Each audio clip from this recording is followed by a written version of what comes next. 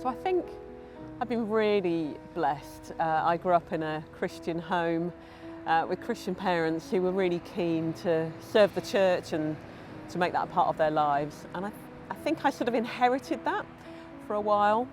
And then in my teenage years, I went along to a youth group with a bunch of my mates because there weren't any children in my church, and that was amazing. And we went away on youth camps together, and I think that was the point at which I thought I need to work out if this is mine or if it's my parents and inherit it. And so part of those youth camps, there was an opportunity to sort of really dig into faith, and at that point I thought, okay, this is something I'm really interested in. And there was something about the youth leaders. I mean, gosh, I was 13 and it felt like they were about 55, but I look back and I think they were probably about in their 20s. They were full of wisdom and loveliness, and I thought, I want what they've got. I think my faith has sort of grown and shaped across the years, and I'm really, really grateful that I don't think I've ever had the moment of thinking, I'm not doing this anymore.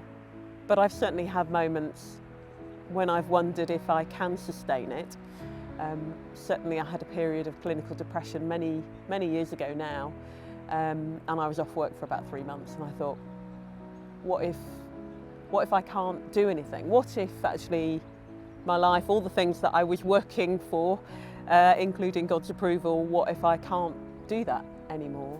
And actually that was such a turning point in my faith. Like I say, it's a long time ago now, but I suddenly realised that God is the one who sustains, and it isn't us having to work to make that happen. And it was such an understanding of God's grace. And I'm so incredibly grateful, actually, because at that point it entirely shifted my relationship with Him, my relationship with the church, with my Christian friends and family, but also just the world, really, and thinking it isn't all about me. I don't have to save anyone or anything. It is God's work. And I've been profoundly grateful for that, because I think the older I've got, the more you know you don't know. And actually I've really needed that grace across the years.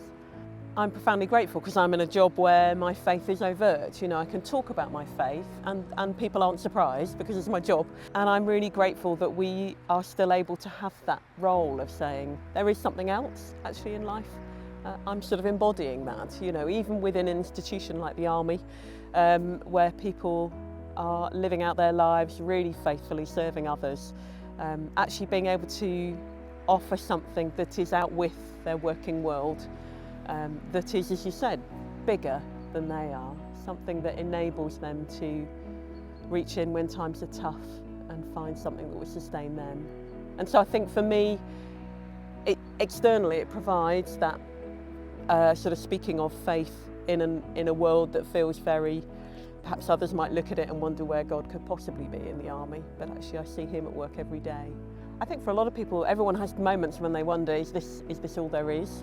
And certainly I've encountered people at various points in their career and their experience, sometimes in extremis and other times just in that sort of daily grind, and thinking, really, is this all there is? That I think does drive you to that place of wondering, perhaps there's more.